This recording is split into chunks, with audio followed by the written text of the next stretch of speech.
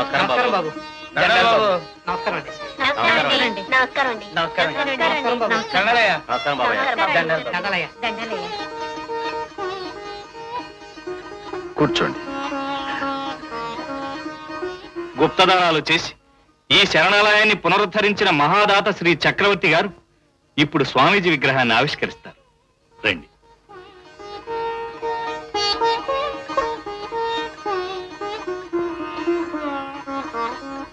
స్వామీజీ, మీ ఆశయాలు నెరవేర్చే వరకు నన్ను చట్టం నుండి కాపాడండి.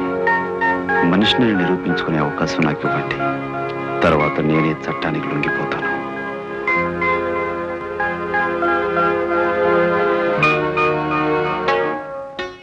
ఎందరో అనాథలకు జీవితాన్ని ఇచ్చినటువంటి ఈ మహానుభావుని విగ్రహాన్ని ఆవిష్కరించే అవకాశం వచ్చినందుకు నాకెంతో ఆనందంగా ఉంది.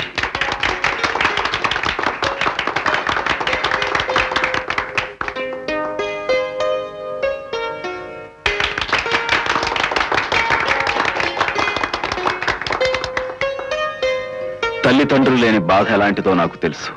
ఎందుకంటే నేను ఓ అనాథను గనుక ఈ పసి హృదయాల్లో తాము ఒక అనాథన్న భావన రానివ్వకుండా చూడాల్సిన బాధ్యత ఉపాధ్యాయులది. రండి సార్, వారిని పరిచయం చేస్తాను. ఈమె గౌరీ. నమస్కారం అండి. నమస్తే. ఈయన రాంప్రసాద్. నమస్కారం సార్. ఈయన సోమరాజు. నమస్తే. ఈమె సరస్వతి. నమస్తే. ఇతను గోపి. నమస్కారం అండి. ఈమె లక్ష్మి. నమస్కారం.